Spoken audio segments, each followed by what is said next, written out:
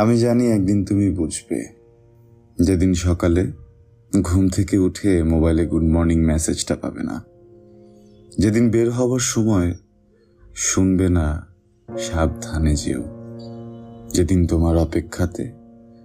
কেউ সমস্ত রাত জেগে থাকবে না, যেদিন তুমি মাথাটা রাখার জন্য একটা কাঁধ খুঁজে পাবে না, যেদিন তুমি বুঝবে তুমি বড় একা,